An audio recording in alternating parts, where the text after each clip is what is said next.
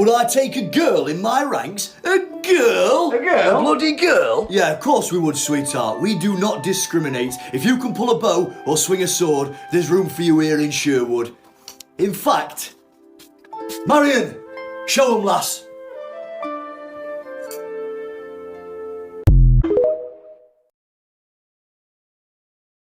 Your transgender model policies require that students play on the sports teams and use the restrooms that correspond with their sex assigned at birth. Look at me. I am a transgender man. Do you really think that the girls in my high school would feel comfortable sharing a restroom with me? The truth is, most people say they don't even know someone who's transgender. A lot of these conversations talk about transgender women, girls like me, but too often do we leave trans masculine people and trans men out of the equation. The people who are introducing these discriminatory bans and exclusions say that they want people to use the bathroom and play on the sports teams that coincide with their sex at birth. They basically want to keep men out of the girls' room. But this policy will force trans masculine folks and transgender men, like that guy, into the girls' room and onto girls' sports. If what you want to do is keep men out of the girls' room, how does this make any sense?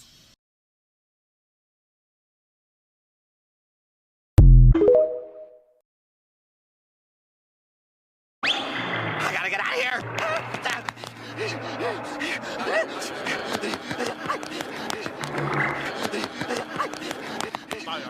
Where's the time machine? Where is anything? Where?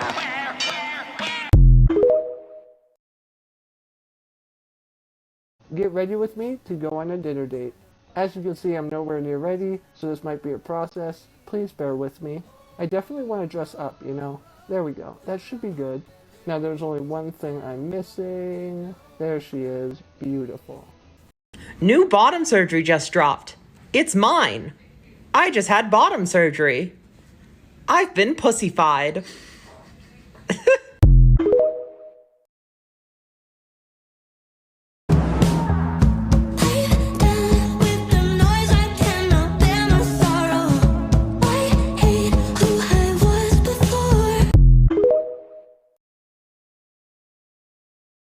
Loan words in Farsi. Thank you. Merci. Merci. Winter. Zemestun. Zemma. Cucumber. Khiyar. Khiyar. Floor. Zamin. Zamin. Elevator. Asansör. Asansör. Miniskirt. Mini jupe. Mini jupe. Watch me finish this path that took me several tries to do. Equipped with internal monologue. So I tell him it's one of me. He making fun of me.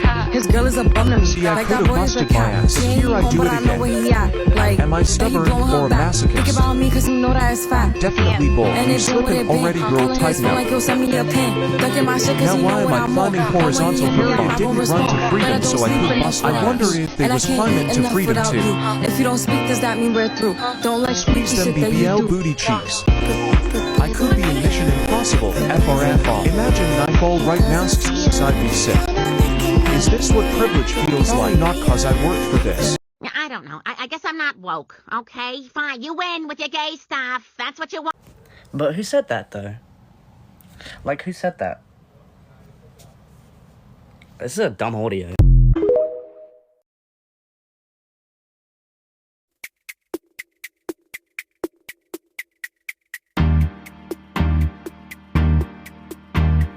Too many bottles of this wine we can't pronounce. Too many bowls of that green, no Lucky Charms. The maids come around too much. Parents ain't around enough. You shut up! I'm so fucking scared right now, you shut up!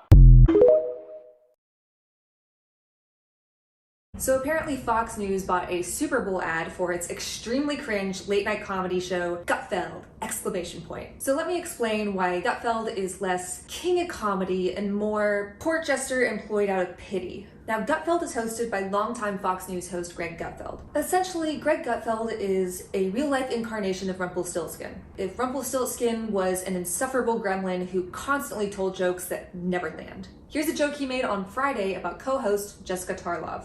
Jessica, I bet you had a nickname about your height. They call you Stilts. Hey, Stilts.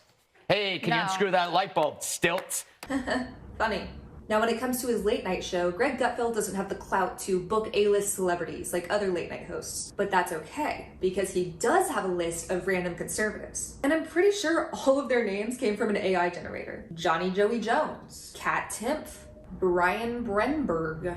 You know, the A-Team. If you haven't guessed by this point, yes, the show is supremely unfunny. Gutfeld often has to use his announcer to punctuate his jokes, so you know it's a joke. Here's one about sexual harassment. A pat on the ass goes a long way. A sexist would say. You've also got some classic conservative humor, insulting women's bodies. He even managed to fit that in his episode about the Chinese spy balloon. Would they have let it float to Europe, where it would end up dating a woman with armpit hair? No one deserves that, not even a balloon filled with explosives. Credit where credit's due, Greg Gutfeld is amazing at forcing a joke. Fox News and Greg Gutfeld love to boast about how he's at the top of ratings. But it's not quite that simple. For example, in August of last year, Gutfeld beat out Colbert for the #1 spot by 30,000 viewers. But Gutfeld is the only conservative comedy host, if we're calling it comedy.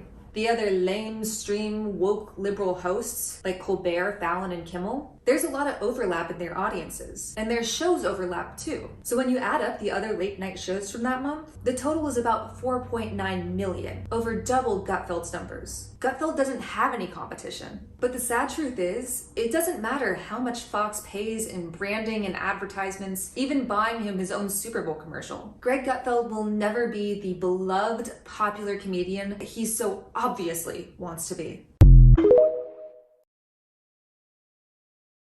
There is no reason for some of y'all to hate pronouns the way that you do. There is no reason. Y'all can't stand, y'all hate trans people, non-binary people so much it got you beefing with pronouns. Parts of speech, literary devices. Do you know how embarrassing that is? It is so embarrassing, and honestly, it's not a difficult concept at all. You guys complain, it's so difficult. No, it is not difficult. And let's say you do misgender somebody. Let me show you how easy it is to rectify that situation. You misgender someone, you go, oh, I'm sorry, my bad. What's the correct pronoun? In a discussion. 10 times out of 10, they're going to tell you, and that's the end of the discussion. But no, you drag it out. And this is the reason you drag it out. I want you guys to critically think for yourself, but I don't believe that you will, so I'm going to do it for you. Y'all drag it out because you have been taught we live in a system where we know that language, literary devices, parts of speech, etc. have been used to divide. And the T is a lot of y'all, a lot of us know that to be true because we have been on the receiving end of the marginalization and oppression used in language. So the fact that there is a group, an outside group you're not a part of that is saying, hey, respect me, include me, you don't want to fucking do that shit because you get off on the power that is used by using language to divide. You get off on that power because you're so used to being oppressed by that same power. And beloved, I'm embarrassed for you. I'm so embarrassed for you. Because you think using the tools of the people that have oppressed and marginalized you is going to get you a crumb of fucking privilege, and it really gets you nothing. And it's additionally embarrassing when you are part of a marginalized group trying to get that crumb of privilege, and especially black people. I'm talking to us now. Because we want to be so for progression, and we got to progress the times, But then when the progression happens, if you can't relate to that progression, all of a sudden you're using the same white supremacist ass tools against each other. Do you see how embarrassing that is? And it makes me wonder whether or not y'all actually want progression or you just want to be on top. Because clinging to the same shackles that had our people shackled and enslaved is embarrassing. Not embarrassing, a disgrace to what they went through. Leave trans people alone. Call people by what they want to be called. Okay? And if it's so difficult for you to get the concept of a pronoun and so difficult for you to get the concept of transgender, cisgender, agender, bigender, pick up a book. Get on your phone that you're on all day long and Google some shit and shut up about it.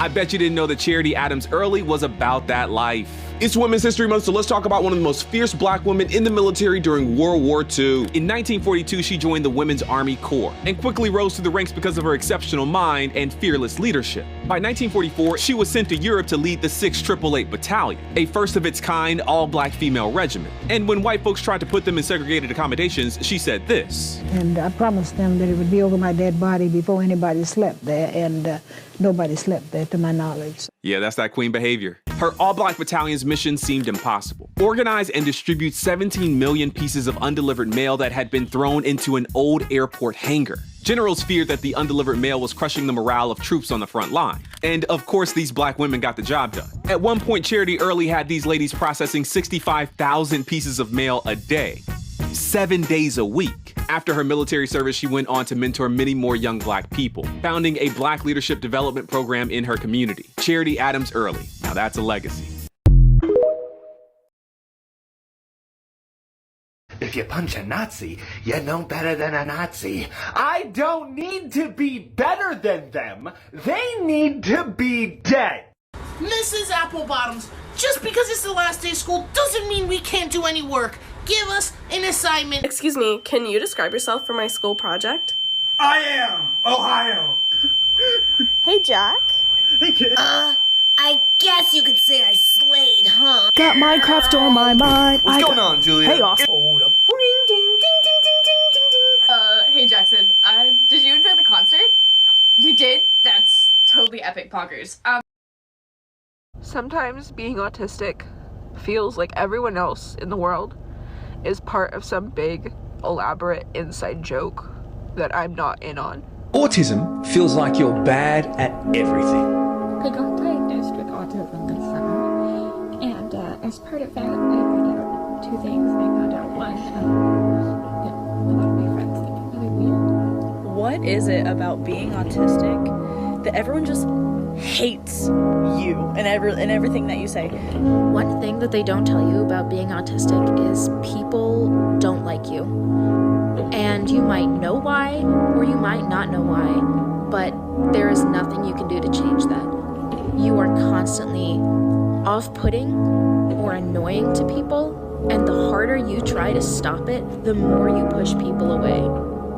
And it's very alienating to grow up like this. You might have friends, but most of them get tired of you or get bored with you after a while, and you might not blame them, because when you look at yourself, you might think that you're annoying too. You are just not desirable as a friend, as a romantic partner, and it is hard.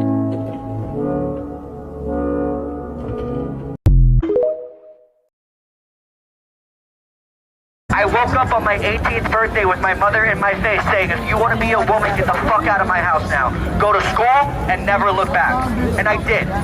The suicide rates for trans people being 32% to 50% are not okay. No. I come here as a big fuck you to all of the states who keep putting out bills to oppress us. As a big fuck you to all of the politicians who continue to attack our trans youth and make it harder for them to get the gender-affirming care they need. Yes. I come here to say fuck you to the police for not protecting us. Yes.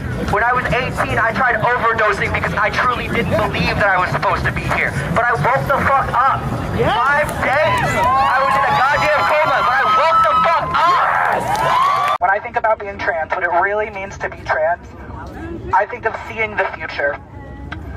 What is being trans if not the ability to see what is and say, I'm going to create something new. We are supposed to be here. Yes. We are supposed to be fucking queer. We are supposed to be trans. Yes. Woo! I love each and every one of you, and I'm so happy that you guys came out today. This is my very first fucking protest ever.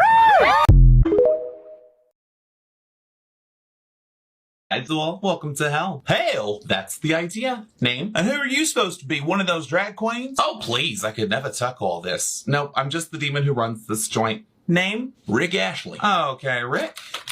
Oh, look at that. A lawmaker for the state of Texas. Do you know why you're here today, Rick? I sure as hell don't. I went to church every Sunday. That means next to nothing. And I always tried to stand up for what was white. White. White. White. Why can't I say right? You can't lie in hell, buddy. Now let's talk about Senate Bill 8. That anti-abortion legislation says right here that you signed it. Well, of course I wanted to save the control over women. Still can't lie. No. But I cared about the babies. If you really cared about the children, why not vote for universal health care so that those children could have access to medical care? Or something like free public college education so that those kids could have a shot at a better life. I wanted them kept stupid and poor. And why is that? Well, who the hell else is gonna fill our prisons and work for pennies? You libtards seem to think that everybody deserves a livable wage, but what you don't realize is that the entire great American system depends on slave labor. Prison slave labor. Slave labor. I'm trying to say prison labor, but I keep saying slave labor. And who's that system great for? White men with money. Oh my God, I'm giving away trade secrets. What about abortions in the case of rape or incest? If women didn't dress like they were asking for it, there'd be less men led astray. Okay, I've heard enough. Are you ready for your punishment? I know my rights. Only God can judge me. Okay. Mr. JC? Hey, sis. Yeah, so I've got a misogynistic white supremacist down here who says that only you can judge him. A Texas lawmaker? Yeah, that's what I said. Ew, I don't even know her. Thank you to all. Well, you heard the man. Hold your horse. Toodaloo. I find it endlessly fascinating that these de-influencers always tend to forget that disabled people are the ones who are going to be using these products the most. And just because an abled person is the one advertising them to you does not mean that they are the intended audience. I, as a disabled person, have days where I cannot lift up and pour myself a bowl of milk. And I know that I damn well cannot scrub off or peel off some of those sticky tiles. That would be killer on my wrists. And I have burned myself multiple times on an oven because I do not have the same level of control as other people. So it's just really fascinating me again that they will find any and every way to call people lazy when really the things that they are using to call people lazy are often for disabled people.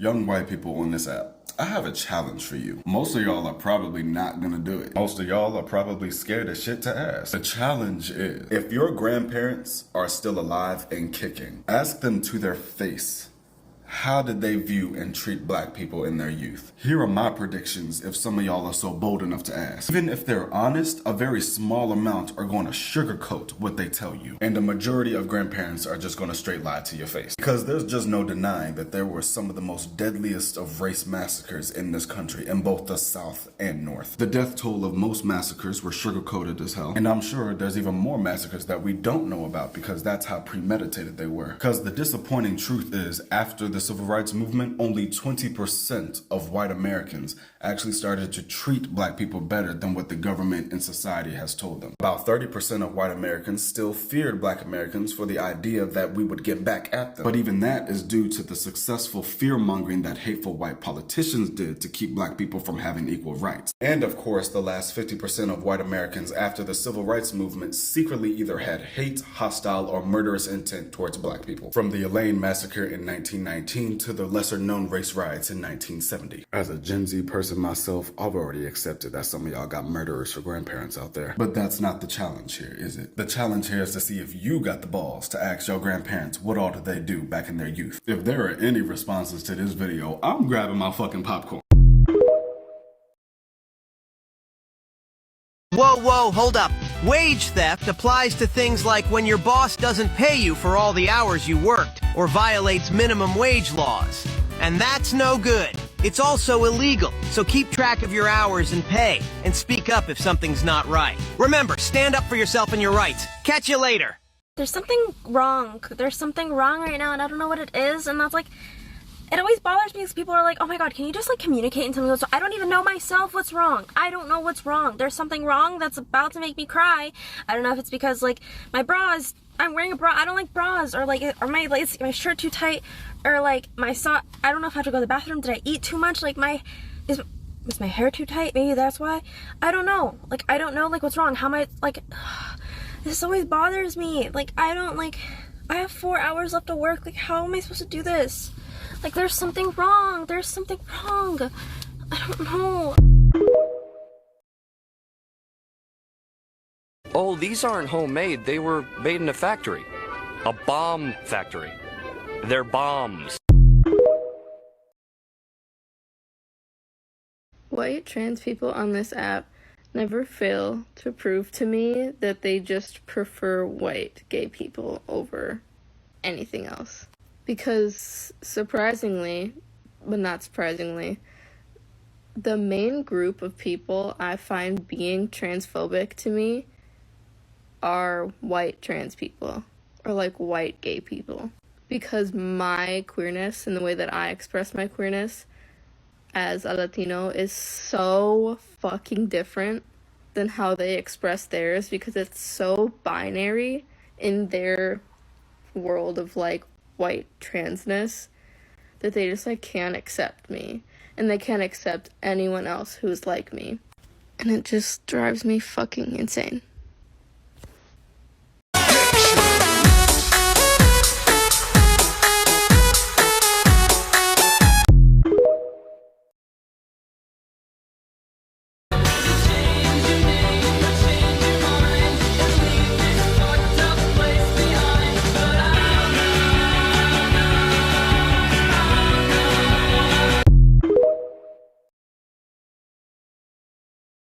Why do them queers get a whole month while our brave soldiers get a day? Meh, meh, meh, meh, meh, meh.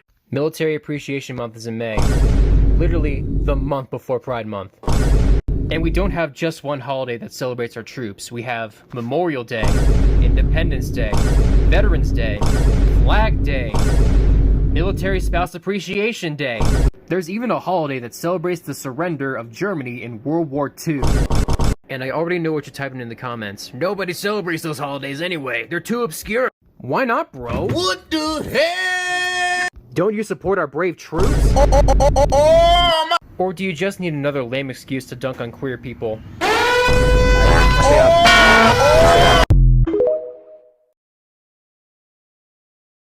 Do you have a penis? You're the one that brought that into the discussion. You're the one that never brought that said into anything about genitalia. On February 14th, I was there to speak against SB 199, basically the new trans youth bill that's there to greatly limit the amount of access and resources our trans youth has. I went there as a professional, a doctor of pharmacy. I went there with someone who has lived experience, someone who takes care of the transgender community for all of Arkansas. During my interaction with the Senate committee, I got asked a very inappropriate question. It was dehumanizing. All my experience, everything I went there to stand for was basically brought down to a single body part, which was horrific. Trans care is extremely important. It's our lifeblood. It's how we actually get to achieve an inner sense of self. Bills like SB 199 are just precursor bills. They're just bills out there that are going to limit care under the guise of protecting children, which they're not. There's a lot of fear-mongering that's going along with this type of, rhetoric. Any type of trans care being limited, it's almost like we're not even have a human right to be able to live and exist how we want to live. Statistics show that just having one affirming friend or family member can greatly reduce the suicide risk for that individual. It's only harder though, because we don't have the resources and care that we need, nor do we have the public support and confirmation of just acceptance that we should have. It shouldn't be that hard to live. And I use the word live quite a lot because that's literally what we're trying to do. Educate yourself. Go out, speak against your legislators and senators who are supporting these bills. We want to just be like any other person. If you're seeing this and you're a cis white man, keep scrolling because this shit is not for you. However, if you're a person of color, someone in the LGBTQ+ community, a woman, anyone who just is oppressed in any way, keep watching this. This is for you.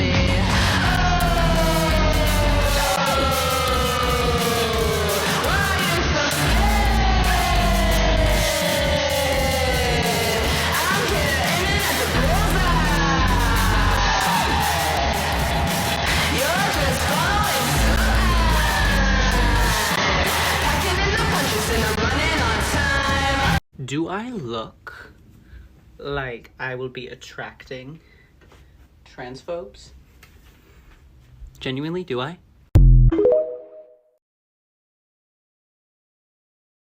One thing about me is that you will never ever catch me shitting on someone else's makeup. Because not only is it quite literally none of my business, I truly believe that makeup is art and therefore is subjective. Now, I had the absolute displeasure of watching this video where this person was saying that wearing heavy makeup doesn't look good. It's giving drag brunch makeup. And if you, as a regular woman, wear the same amount of makeup as a drag queen, you look silly. Because of the amount of makeup I wear, I have been asked if I'm a drag queen or a trans woman. And that is literally in the streets of West Hollywood. Just imagine how confused I would make a Tennessee lawmaker. You know, where the governor just signed a bill banning drag. I get complimented all the time by drag queens and trans women on how I do my makeup. This particular time, I had a friend of mine that is trans come up to me and tell me that me as a cisgendered person doing my makeup in this type of way makes her feel more comfortable to do her makeup the same. Do you know how difficult it would be to enforce drag bans or discrimination against trans people if this is literally just how we all did our makeup? Because those lawmakers have such a narrow view on what the drag community and queer community looks like, they would have absolutely no idea what to do with us. So you can sit there all you want and say, it's drag makeup and it doesn't look good and I look silly doing my makeup like this. My makeup says, fuck you, we are not going anywhere. What does yours say? Shit like this brings the movement down. Everyone's a feminist until there is a spider around.